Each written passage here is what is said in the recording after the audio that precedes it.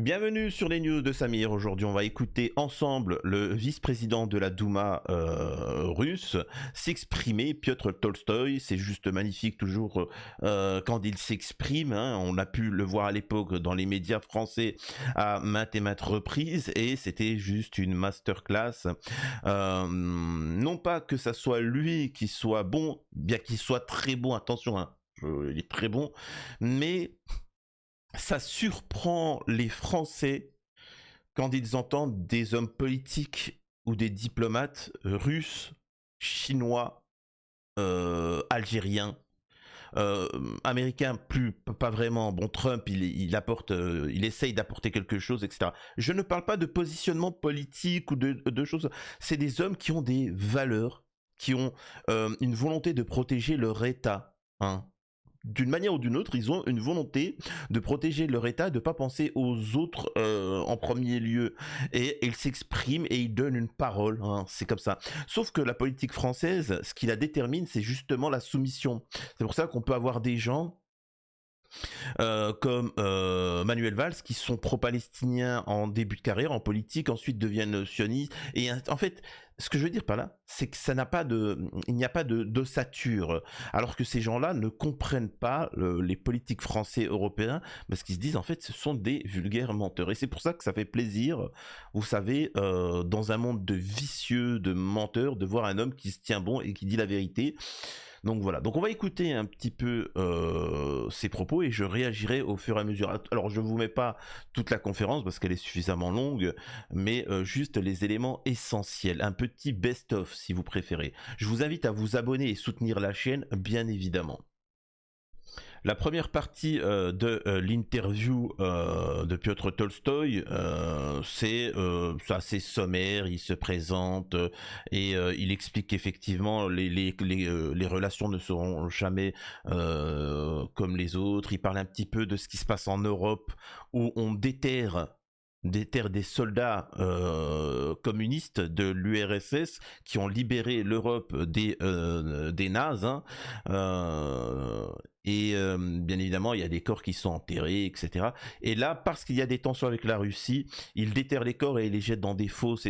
C'est juste dégueulasse. En fait, c'est vraiment pathétique et puéril. Bref, on avance. Que je ne peux pas imaginer dans des années à venir d'avoir le rétablissement des relations qu'on avait même avant ce conflit. Et comment vous avez vu de Russie cette espèce de coup d'État qui a eu lieu en Roumanie, où le premier tour a été annulé en disant que c'était la faute de TikTok et de la Russie? Oui, mais c'est pas pour la première fois. Vous avez ça même, d'ailleurs, ça a commencé en Ukraine quand ils ont annulé la deuxième tour de leur élection présidentielle et ils ont. Alors là, il fait mention, et c'est vrai que c'est intéressant de poser la question à des Russes, et encore plus à l'un des hommes politiques les plus puissants de Russie, ce qu'ils en pensent concernant en France. Alors encore une fois, vous me regardez, de toute façon, si vous me regardez d'Europe, c'est la même chose, je pense, chez vous. Tout est de la faute de la Russie, hein. C'est comme ça. C'est-à-dire que c'est-à-dire que quand il y a des tentats, c'est de la faute de la Russie. Quand Brigitte Macron met une gifle à Macron, c'est de la faute de Poutine. Non mais attendez, ils se foutent vraiment de notre gueule. C'est-à-dire qu'en France, on a deux coupables, c'est la Russie et c'est l'Algérie. Donc, et malheureusement, ça fonctionne. Ça fonctionne. On a les idiots de gauche bobos qui pensent qu'effectivement tout leur problème vient de la Russie. Ensuite, on a tous les idiots bobos de droite, les droitardés, qui pensent que tous les problèmes viennent de l'Algérie. Donc, et ils se font manipuler comme ça, hein, la gauche comme la droite. Par contre, un vrai souverainiste se rendra compte que ce qui apporte le plus d'intérêt économique et développement au niveau de la France, c'est ces pays. Donc la question, c'est de se dire, est-ce qu'on n'a pas des traîtres à la nation qui justement travaillent contre la France? Mais bon, on poursuit. Ils ont inventé troisième tour. Donc, sous la pression des Européens, on fait plein de choses comme ça dans l'Europe. Pourquoi, par exemple, toujours on force les gens de choisir entre les produits polytechnologiques et extrême gauche, extrême droite. Donc, il n'y a pas le choix, le vrai choix. Quand on dit les valeurs l'état de droit, les valeurs démocratiques, la liberté de parole. Durant les derniers 5-10 ans, on voit que tout ça, c'est des paroles, quoi. C'est des doubles standards qui existent seulement dans le vocabulaire de bureaucrates et qui n'existent pas sur le terrain. La même chose, bon, en Roumanie, mais la même chose bientôt aura lieu en Moldavie, où il y aura l'élection présidentielle, où l'Europe pousse de la droite pour gagner. Il y a toujours cette concurrence politique mal foutue, à mon avis. Magnifique. Là, tu peux pas dire mieux. C'est-à-dire qu'il est en train de dire toutes ces histoires politiciennes là, gauche, droite, tout ça, c'est du pipeau, c'est de la grosse de mer, ça n'existe pas. Ils ont tout. D'ailleurs, en France. On a voté pour la droite à maintes et maintes reprises, on a mis au pouvoir des gens de droite, on a mis des gens de gauche au pouvoir à maintes reprises, et puis regardez ce qui s'est passé. Il y a toujours eu le même projet politique qui était mis en place. Et il explique que c'est mal foutu, qu'en fait quand vous en France, on regarde juste des gens se battre en politique et après on choisit son camp, tu vois. Mais quand on arrive sur des questions concrètes, et lui c'est ce qu'il dit, c'est un petit peu ma vision des choses, c'est pour ça que moi je suis contre le... c'est-à-dire que moi, ce qui m'intéresse, c'est des notions. Je veux avoir plus de liberté d'expression, je veux améliorer le train de vie, je veux ceci, je veux cela, je veux avoir mon droit, je veux qu'on puisse voter pour savoir si actuellement on a besoin d'immigration ou non, est-ce qu'on doit soutenir ou défendre l'Ukraine, pareil pour l'entité génocidaire israélienne, etc.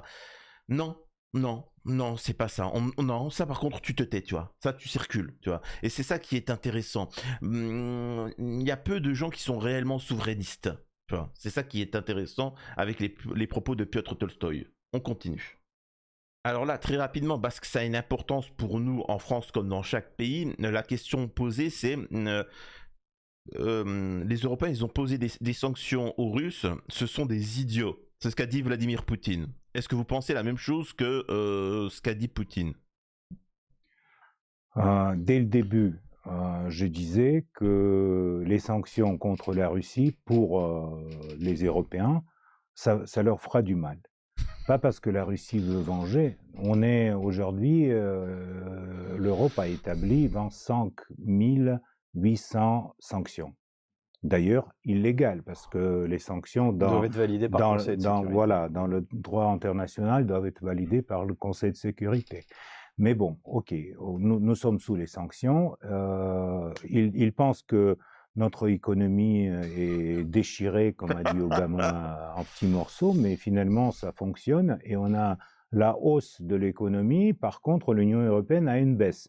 Exactement. Dès le début, on disait que sans les ressources, notamment les ressources énergétiques russes, qui ont permis à l'Allemagne et aux autres pays de l'Union européenne de développer leur industrie, sans les ressources qui n'étaient pas chères, l'Europe ne peut pas aller en avant. Et c'est la chute de PNB, la perte des emplois, et surtout, c'est la classe moyenne européenne qui a souffert. Exactement. Parce qu'il y a la hausse de prix pour un kilowatt de l'électricité en Europe, il y a la hausse de prix de gasoline, mais les Européens aujourd'hui, et surtout grâce à mass média européenne, n'ont pas dans la tête le lien entre leurs problèmes et la guerre en Ukraine. Parce que bon, la guerre... Alors là, il dit des choses qui sont très intéressantes. Alors, en deuxième partie, il va dire encore quelque chose d'encore plus intéressant. Mais là, il montre bien aussi, c'est vrai que nos médias nous manipulent et ne vous expliquent pas que le positionnement de la difficulté qu'on vit, c'est dû à des décisions politiques. Il n'y a pas de famine, il n'y a pas eu de sécheresse en France, vous voyez ce que je veux dire? C'est des mauvaises décisions politiques et un mépris mauvais envers les Russes. Ça, c'est une chose. D'ailleurs, et je le rappelle, hein, vous ne payez pas encore la facture. Vous payez peut-être 10% de la facture. Là, à l'heure actuelle, vous n'arrivez pas à comprendre pourquoi le pays s'endette en France. Parce que tout simplement que normalement, votre facture de gaz et d'électricité, elle est de 1 500 € par mois. Mais Samir, je touche même pas, c'est même pas mon salaire. peu importe, peu importe, normalement c'est ta facture. Là où avant elle coûtait 100 euros au grand max, là tu payes 1005. Et l'État, sachant que si demain tu devais faire ça, forcément tu pourrais plus. Tu dis, mais ça sert à quoi de travailler, je m'endette. À chaque mois qui passe, je m'endette. Allez, je sors les fourches, qu'est-ce qui se passe? Donc ce qu'ils ont fait, c'est que l'État s'endette pour pas que vous ayez, et petit à petit ils augmentent ces choses-là, ils vous réduisent l'âge de la retraite, ils prennent dans vos caisses, etc. Et ils veulent vous dominer, hein, en vous contrôlant, etc. Bon, ça c'est encore un autre sujet. Et pour accélérer tout ça d'ailleurs, ils ont décidé de s'attaquer à l'Algérie. Hein, l'Algérie. Et les Français, malheureusement, ils sont contents. Tiens Poutine, tiens l'Algérie.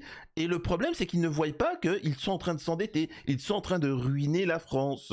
Les médias y participent en manipulant ça, mais il y aura des conséquences. Par contre, justement, Piotr Tolstoï, ici, va s'exprimer sur quelque chose d'intéressant concernant son pays. En Ukraine, c'est qui? C'est Poutine, dictateur sanglant, etc., Qui a perdu la tête. qui a perdu la tête et qui veut envahir l'Ukraine. Non, on ne veut pas envahir l'Ukraine, mais vous allez souffrir de toutes les sanctions que vous avez entamées contre la Russie. Donc c'est pour ça que Poutine, quand il dit qu'ils le font contre leurs citoyens, c'est vrai. C'est finalement, malgré toutes les explications très vagues de la Commission européenne ou des chefs d'État européens, on voit le résultat. Les usines en Allemagne fermées, qui produisaient plein des choses, notamment des automobiles, voilà. Voilà, ils déménagent aux États-Unis. Et donc, pour l'Europe, c'est un coût de l'économie très sensible qui restera encore pour le temps, parce que on ne peut pas rétablir ni les relations politiques, ni la confiance, ni donc la coopération économique. On peut pas la... Là, il dit aussi un truc intéressant, c'est que on avait une alternative, c'était l'Algérie. Et je le répète, en France et en Europe, on a des gens qui sont leur premier ennemi, c'est pas la Russie, c'est pas l'Algérie, c'est pas les Palestiniens. Leur premier ennemi, c'est pour ça que j'essaie un petit peu de relativiser. Leur premier ennemi, c'est le français. C'est l'européen, mais moi je suis français. C'est le français. Le premier ennemi de l'état profond, du système profond, c'est pas la Russie, c'est pas l'Algérie, bien que ça soit souvent ciblé, ces gens-là. C'est pas le Palestinien. C'est d'abord le citoyen. Et le citoyen français, il perd son argent, il est en pleine misère, il est au bord du gouffre. Il est au bord du gouffre. Donc ça, il faut bien le comprendre. Ces gens-là sont contre les intérêts de la France. L'Algérie, on a pu voir que pour 5 tweets, c'est-à-dire qu'on a un Retailleau qui a fait 5 tweets sur l'Algérie pour insulter l'Algérie, tout le monde s'est marré. Tout le monde s'est marré en France. Hein. Les gens de gauche comme de droite, ils se sont marrés. Dans les médias, ils se sont marrés. L'Algérie, dictature, etc. L'Algérie a décidé d'arrêter d'importer tous les produits qui venaient de France, le blé, les produits laitiers, etc. et fabriquer eux-mêmes. Voilà. Tant mieux. Donc économiquement, c'est plusieurs dizaines de milliards qui ont perdu la France. Bon, ok. Au niveau du gaz, pareil, on va renégocier. Donc en fait, tu te dis, mais pourquoi ils font ça? La seule explication, c'est que nous avons ceux qui dirigent la France, des gens qui ne sont pas là pour l'intérêt national. Mais on poursuit. Rétablir comme ça d'un coup. Je voudrais rester sur les sanctions. Voilà. Et ça ne sera pas, c'est pas quelque chose qui va se régler en 2 mois. Croyez pas que demain, une fois que ça s'arrêtera, les gars, c'est sur les 50 prochaines années qu'on va péter la misère. Hein. Je le dis la vérité. Et c'est pour ça, et je le répète, si vous avez des entreprises en France, vendez-les. Hormis si c'est du service ou si c'est du, tu vois, t'as un train. Même, arrêtez vos entreprises, vendez pendant qu'il est encore temps. Vendez. Allez ailleurs. Et en plus, le relais spécial de Vladimir Poutine aux États-Unis, Kirill Dmitriev, a dit dans une interview sur CNN, le journaliste lui demandait est-ce que vous avez demandé la levée des sanctions? Et lui, il a répondu non, parce que beaucoup croient à Moscou que c'est une bonne chose pour la Russie. Est-ce que ces sanctions ont été une bonne chose pour la Russie? Dans quelques sens, oui, parce que ça a permis d'abord à nos industriels de comprendre qu'il faut développer notre économie nationale. Le départ de certaines compagnies européennes du marché russe nous donner la place pour développer nos propres producteurs et pour fournir la production russe à nos citoyens. Donc, pour la Russie, c'est une bonne chose dans le secteur agricole, dans plusieurs secteurs. Mais c'est vrai que on peut pas nier que quand même les sanctions, ça rend notre vie plus difficile. Mais plus c'est difficile, plus c'est intéressant pour les Russes. Là, pareil, ça parle des sanctions. Justement, une sanction, c'est on arrête de c'est pas te tenir la main. C'est en résumé. Moi, c'est ce que j'aimerais bien. Moi, j'aimerais bien des tensions comme ça en France. Parce qu'on fait tout produire par les autres, hein. Tout est fait par les autres. Et là, avec les sanctions, ça oblige le pays à fabriquer de lui-même les éléments. On sait qu'en France, les médicaments les médicaments ne sont pas fabriqués en France. On sait que mais en fait, il y a rien qui est fabriqué en France. Mis à part, excusez-moi de vous dire ça, mis à part les pédos, les terreaux et les délinquants, il y a rien qui est made in France, hein. C'est quand même incroyable cette histoire. Donc, les sanctions aussi qui ont été mises envers l'Algérie, bah, ça l'a permis, comme avec surtout l'action du dernier président Tebboune, comme Poutine, c'est de se dire, bah, tu sais quoi, on va faire tout nous-mêmes. Vous voulez des médicaments, on va les fabriquer chez nous, tu vois. Vous voulez des voitures, on va les fabriquer chez nous. En Algérie, les gens ne savent pas, mais il y a les téléphones qui sont fabriqués chez eux. Leur propre téléphone, les climatiseurs, l'industrie, tout, ils font tout eux-mêmes. Tu vois. Et il y a un changement, tu vois, ça va être exceptionnel. Et c'est pareil avec les Russes, ça les oblige à pas nationaliser, c'est pas le terme. Réindustrialiser, c'est ça, c'est la même chose. C'est un peu ce que Trump veut faire, d'ailleurs, hein, c'est faire revenir les entreprises. Voilà, donc c'est quand même assez exceptionnel. Mais bon, on passe à la suite avec Piotr Tolstoï qui s'exprime sur un autre sujet. Et là, alors là, il lui pose une question assez intéressante. Je ne sais pas si vous vous en souvenez, où il y avait eu un échange entre Poutine et Macron, un échange diplomatique, et ce qui se passe en diplomatie, ça ne se révèle pas. Et Macron avait sorti, il savait qu'il enregistrait, qu'il allait le diffuser, et il faisait un peu le kéké. Donc il était là, et Poutine, moi je te dis, tu dois tout ça. Et Poutine il est là, ouais mais écoute, il s'en fichait, tu vois. Et donc ça a été révélé, tout ça pour mettre en avant Macron en disant regardez moi je suis un mec dur, tu vois, je suis un bonhomme. Savez, diplomatiquement c'est une honte, hein. Il y a que la France pour faire ce genre de truc. C'est vraiment typiquement français, c'est honteux. Et là il va répondre là-dessus, c'est-à-dire le journaliste, il lui pose la question. Qu'est-ce que vous pensez, qu'est-ce que la diplomatie russe a pensé de cet événement-là 2022. La diplomatie russe, à mon avis, elle s'en fout, mais au niveau humain, à mon avis, Poutine n'a pas apprécié ça. C'est très important. On parle beaucoup de la chimie entre les leaders mondiaux, etc. Mais c'est la confiance. Et une fois la confiance disparaît, donc on peut plus avoir les discussions vraiment ouvertes et Emmanuel Macron ne peut plus être un... Alors, là, il y a un truc très intéressant. Il parle justement de cet événement diplomatique. Là, Macron, juste pour bien se faire voir, a fait cet événement-là. Alors, comme on dit, on s'en fout, hein, c'est pas dramatique, mais il parle de quelque chose qui s'appelle la confiance. La confiance. Quand il n'y a plus de confiance, on perd des contrats. On perd des contrats, etc. Beaucoup de fois, la France industriellement, elle a perdu beaucoup de contrats parce qu'à certaines reprises, pour X raisons, elle ne respectait pas le contrat. Et donc, les autres pays, quand ils doivent acheter des produits, des avions, des trucs comme ça, ils savent que la France n'est pas solide. C'est-à-dire que l'Indie, elle peut très bien changer de fusil d'épaule. Voilà, pour X raisons. Donc voilà, si t'as pas mis de drapeau LGBT sur ton fronton, eh ben, elle va te dire, bon, écoutez, on rompt le contrat. Sauf que toi, t'as attendu depuis 10 ans. Donc, c'est comme ça, hein, c'est particulier. Et encore une fois, on en subit les conséquences juste pour ce comportement-là. Humainement, on se rend compte que ce pays-là n'est pas fiable. Donc on s'en fout, mais c'est juste on va privilégier des pays avec qui, quand bien même le produit coûte un peu plus cher ou autre, voilà. Pour faire simple, c'est pas méchant. Je vais pas dire des trucs racistes, hein, bien évidemment, parce que je ne le suis pas. Je suis fier. Je suis né en France, je suis d'origine algérienne, je suis musulman, je suis fier. Il y a pas de souci. Je défends mordicus l'Algérie, etc.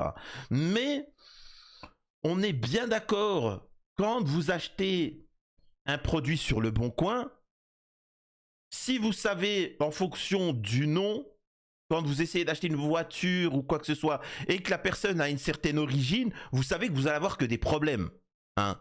Vous savez que la personne, elle va essayer de vous la mettre. On est d'accord ou pas, hein. Je vais pas débattre ici, et depuis, maintenant, les gens n'ont plus confiance, tu vois. C'est comme ça. C'est malheureux, mais il faut pas traiter non plus tout de racisme. Parfois, c'est juste l'expérience. Quand on se rend compte qu'avec certains, à chaque fois, on se fait douiller, qu'il y a un problème, il y a une problématique, ces gens-là essaient à chaque fois de ruser, eh ben, on se méfie, hein. Et aussi, je préfère acheter un produit beaucoup plus cher, mais je sais que ça va être sécurisé, qu'il n'y aura pas de problème, que d'avoir un truc moins cher, mais derrière il y aura un problème, je vais me faire gruger et ainsi de suite. Donc voilà, c'est une comparaison avec le quotidien. Là, il y a un autre passage qui est assez intéressant. En train de vivre et qui aboutira peut-être demain à une rencontre à Istanbul. À mon avis, c'est pas une phase de négociation. Je suis pas d'accord. C'est, si vous voulez, il y a beaucoup de rhétorique sur les négociations. Mais les vraies négociations, il faut avoir la volonté de deux côtés. Pour l'instant, on voit que Zelensky et ses amis européens comme Macron, Merz et Starmer, ils pensent qu'ils ont déjà gagné cette guerre et qu'ils ont droit à lancer les ultimatums à Poutine. Non, c'est pas le cas. Et surtout, c'est ce qu'il faut pas faire, c'est de mettre les ultimatums à la Russie et au président russe. Ça, c'est vraiment une très mauvaise chose. Et donc, tous ces ultimatums sur 30 jours de cessez-le-feu, ça sert à quoi? Pour que l'armée ukrainienne se prépare. Pendant ces 30 jours de cessez-le-feu, les pays européens vont arrêter leur exportation des matériels militaires en Ukraine? Non. Ils vont donner à l'Ukraine la possibilité de continuer sa résistance. Donc c'est pour ça que pour la Russie, ça n'a aucun sens. Vous dites la phase de négociation. Les négociations sur quelle base? Donc c'est pour Donald Trump, c'est peut-être comme je sais pas, on peut faire comme Corée du Nord, Corée du Sud. Non. Et pour nous, c'est inadmissible. Pour quelle raison?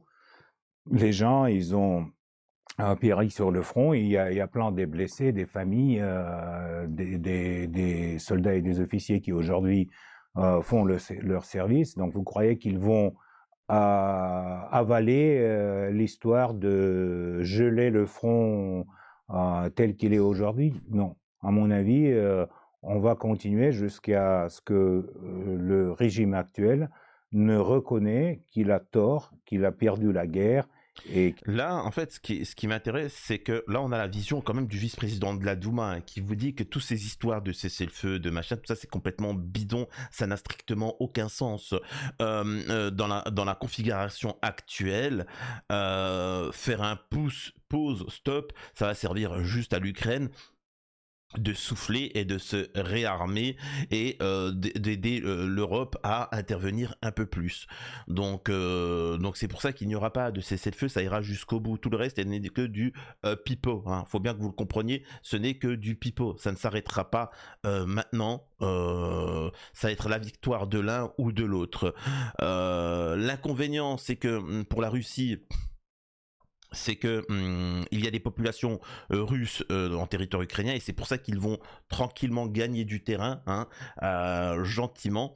Nous, le problème aussi, c'est certes que l'Ukraine n'est pas aussi forte que la Russie, évidemment que l'Europe est en difficulté, hein, parce qu'on soutient évidemment l'Ukraine, mais l'Union européenne a un avantage, c'est qu'elle n'en a que cure de ses concitoyens et que elle peut utiliser tous les moyens, toutes nos ressources, nous affamer. Et c'est là, il n'y a pas de limite, hein, on peut voir, il n'y a pas de limite. Hein. On est en train de préparer notre jeunesse à aller sur le front potentiellement. On paye la facture et ce de manière de plus en plus drastique. Il n'y a pas un moment où il y a un président qui se dit bon ça, enfin dans certains pays oui, Pologne, enfin certains qui veulent se présenter, qui disent les gars ça va trop loin pour ma population, on peut plus suivre. Voilà, là ça nuit trop à ma population, stop, on suit plus. Non. Non, c'est ça leur avantage par contre, c'est que il peut s'opposer ça de manière sans pitié. Alors que là où un dirigeant éclairé va dire bon allez là on se calme, on perd trop de vies humaines de mon pays, mais quand on a strictement rien à faire tu les envoies au casse-pipe, voilà quoi. Et là c'est un moment qui est assez exceptionnel. Vous allez voir, j'en ferai une explication par rapport à tout plein d'autres problèmes qu'on nous met en France, la natalité ou d'autres problématiques. L'intervieweur dit à Piotr Tolstoï, vous savez, on a eu nos ministres qui ont dit qu'ils allaient mettre à genoux l'économie russe, l'autre a dit on va étouffer l'économie russe, et ainsi de suite. Bon, il y a plein de propos comme ça.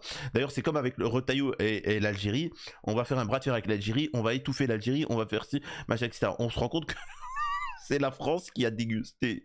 Donc il pose la question à Piotr Tolstoï et il dit quelque chose qui est juste magnifique et que c'est quelque chose qui peut transpirer dans mes vidéos, dans plein d'autres sujets et thématiques, et vous allez me dire en commentaire si vous êtes d'accord. Et ça concerne tout, hein, l'immigration, la natalité, l'économie, l'industrie. Vraiment, c'est juste magnifique et ça fait plaisir de voir un homme politique s'exprimer comme ça. Mais économique russe, c'est ça qui est quand même assez étonnant. Ils ont des économistes dans ces... Mais c'est une faute des économistes de juger toutes les relations dans le monde avec les chiffres de PNB ou des valeurs économiques. La Russie, à part de l'économie, il y a le peuple russe, qui n'est pas un peuple très riche, n'est pas un peuple très génial, mais qui joue son rôle historique malgré les chiffres de PNB du pays. Et ce qui concerne leur appréciation de l'état actuel, à mon avis, ils ont tort parce que la vie quotidienne de gens, ce qui est le plus important, il continue. Malgré la guerre, malgré toutes les difficultés, malgré toutes les sanctions, les gens ne vivent pas moins bien qu'ils vivaient il y a 3 ans ou il y a 5 ans. Donc, c'est ça la réponse à toutes ces fictions, etc. Alors là, ce qu'il dit, c'est quelque chose de très intéressant et qu'on peut retrouver un peu partout. Il faut vraiment les économistes à deux balles là, sur Twitter ou nos politiques, etc., abreuvés par les médias et ainsi de suite, qui sont là avec des calculs. Alors, PIB, machin, oh, il a tel PIB. Ouais, mais la vie, comment est la vie? Hein, la France, c'est le plus beau pays de tous les temps, le plus riche de tous les temps. C'est tout ce que tu veux. Regarde ton PIB, regarde. Hey, mais c'est pas moi qui le dis. Regardez. Alors, regardez. Le PIB de la France, c'est ça. 1 million. 1 million. Ouh, super, on applaudit. Et puis, tu sais, le français, il est là. Ouais, mais j'arrive pas à payer ma baguette. J'arrive pas à acheter une maison. Je suis endetté, j'ai du mal, j'arrive mal à me faire soigner, je pète la misère, je mange de la grosse de merde parce que machin. Oui, mais 1 million. Mais je m'en fous de ton papier où il y a écrit un 1 avec plein de zéros. C'est quoi le rapport? Et t'as des gens qui sont là, non mais en fait tu connais pas l'économie, t'es pas quelqu'un d'intelligent. Moi je suis quelqu'un d'intelligent, j'ai fait des études, parce que je suis capable de dire que 1 million, oui mais je m'en fous, mais le concret. Et là c'est la même chose par exemple avec la natalité. Je vais pas, ici c'est pas pour donner un avis politique, hein, chacun fait ce qu'il veut. Mais quand on nous dit que la population française est vieillissante, et qu'on dit bah il faut faire venir de la jeunesse. Voilà. Sinon, ça va être un peu plus difficile pour les vieux de les entretenir, les retraites, etc. Et donc, on dit, ben, vous savez quoi? On va faire venir des populations étrangères. Une immigration de masse. Des millions de jeunes africains, hein, c'est ça le terme, et on les fait venir. Ici, c'est pas pour parler de bien ou de mal. Hein. Je suis pas en train de critiquer les Africains, machin, etc. Bon, bref.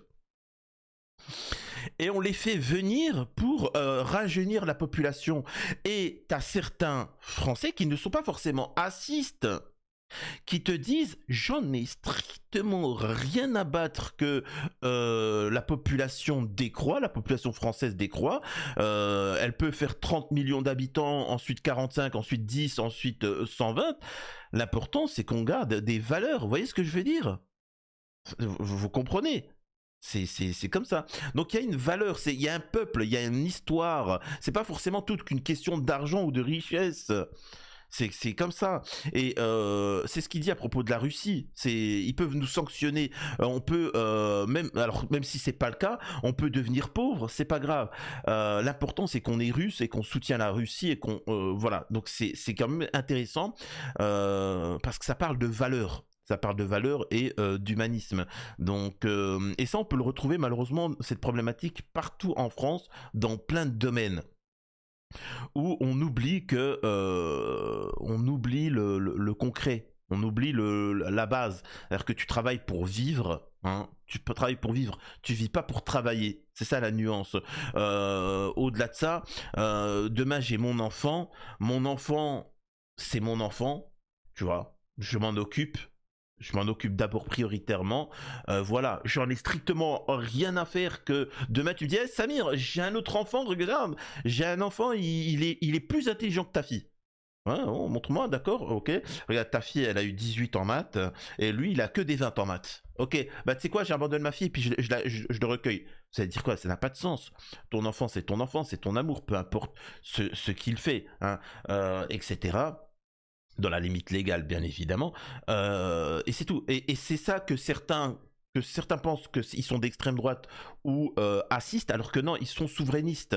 Ils te disent qu'il y a une identité française et ainsi de suite. On voit bien au Japon par exemple, la population décroît et ils se disent pas il faut ouvrir l'immigration. Voilà, c'est pas régler le problème en soi, bien évidemment. On poursuit parce que là on arrive sur la fin où l'intervieweur lui parle de l'Holodomor. Alors très vite, hein, pour ceux qui savent pas, il y a eu une famine à l'époque en URSS, Ukraine. Bon, ça faisait partie de l'URSS. Bon, c'était assez voilà. Bref, et il y a eu une famine et donc voilà, assez à cause du gouvernement communiste qui avait mal géré. C'est des mauvaises décisions et ainsi de suite. Ils sont complètement à l'ouest. C'est une erreur, mais ce n'était pas une sanction contre qui que ce soit. C'était juste des cas sociaux, c'est tout. Et donc là, l'Occident explique que c'était les Russes qui ont fait ça contre les Ukrainiens. Donc c'était un géno et ainsi de suite. Et donc là, il va s'exprimer là-dessus. Et j'aime bien Piotr Tolstoï parce qu'il y a il y a des moments où il parle et au bout d'un moment, il en a marre. Toi. Et puis il dit, voilà, c'est ça qui me fait rire. Et justement, ça fait un peu écho aux accusations de certains concernant... j'arrête de parler et je vous montre. Cette reconnaissance vient. Vous savez, ça fait partie de campagnes pro-ukrainiennes, parce que ça c'est un narratif ukrainien que c'était un génocide. Eux, ils disent c'était le génocide russe contre les Ukrainiens. Tandis que les Russes de la région de la Volga, les Kazakhs, ils sont morts à cause de l'absence du blé et à cause de la politique des partis communistes de l'époque. C'est une chose qui n'a rien à voir avec les nationalités. C'est plutôt, il y avait plus de communistes parmi les Ukrainiens que parmi les Russes, donc on peut dire que c'était un génocide des Ukrainiens contre les Russes. Mais l'essentiel, c'est pas ça. Même la vérité historique n'intéresse personne parce qu'on utilise ça comme des narratifs politiques pour, encore une fois, dire que les Russes, c'est des barbares qui mangent les enfants. Mais... Alors voilà, effectivement, c'est pour faire peur aux concernés. Vous savez, le propos dont il vient de dire que les Russes mangent leurs enfants, ce n'est pas une blague. Il faut bien que vous compreniez qu'en France, en Occident, si vous nous regardez là d'Afrique, de longue date, il a été dit qu'en URSS, les communistes, les Russes, quand ils ont trop faim, ils mangent leurs enfants. Voilà. C'est comme ça. C'est pour vous expliquer que ce sont des barbares, que ce sont des sauvages, et donc en tant que tel, il faut les dégommer, et que en fait, on le déshumanise. c'est pas une blague, hein. C'est-à-dire que c'était, vous preniez les gens dans les années avant, dans les années 20, 30, même et pendant la ère froide, les gens pensaient que les Russes mangeaient leurs enfants. C'est comme ça, tu vois. Et encore, il y a des gens encore maintenant qui disent oui, mais peut-être parce que s'ils ont un peu trop faim.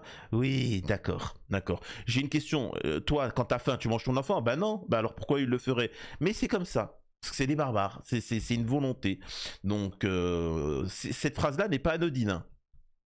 Et nous, on ne peut pas répondre à des accusations de ce genre-là, hein. Il faut rester tranquille.